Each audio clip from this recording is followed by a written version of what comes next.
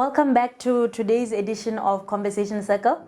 I'm your host, Sonia Gaobolae, and today we have been exploring some of the findings of the Afrobarometer survey that was conducted in Botswana in 2022. I am with Mr. Mokaloba, who is one of the researchers of the Afrobarometer team who facilitated the survey in Botswana. Mr. Mokaloba, before we went for our break, I wanted to ask, we had explored some of the questions that you had asked Botswana, you and your team, in respect of the electoral system. And, the general conversation was that Botswana have showed that they are dissatisfied with the way democracy works in Botswana. I want us now to talk about the issue of corruption. As BCPI, our advocacy is generally around good governance, but we do focus a lot of our work around the issue of corruption and Botswana's anti-corruption fight.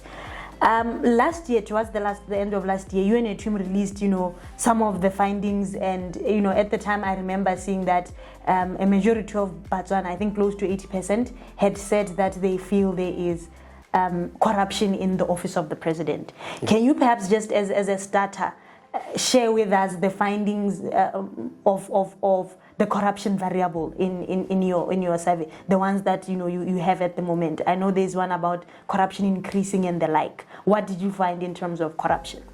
Thank you very much, Sonia, and once again, like I said from the start, as Afrobarometer, we touch on a variety of issues.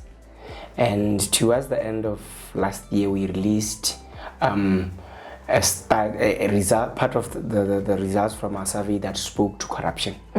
And those questions, like I said, our instrument is standard. When I talk about those 39 countries that are part of round 9, the instrument is standard in all those countries. And amongst the question that were part of that instrument was a question that asked the respondents on their perception towards corruption by the president and officers in the office of the president. Okay. It's a question interesting enough for purposes of comparison that we have had for a while, which I will touch on maybe a little later. Firstly, unfortunately, from the results of round 9, 79% of our respondents feel the president and officials in his office are involved in corrupt activities. Okay. That's the first aspect. That's round 9, 2022. And then maybe one can actually interest your followers with the trend over the years. Like I said, this is a question that we have had for a number of rounds. Okay. Let me go with 2014, 2019, and then 2021. Unfortunately, as a country, if you were to plot a graph, we have an upward trend as far as perceptions for corruption in Botswana, particularly the office of the president and officials in that office are concerned.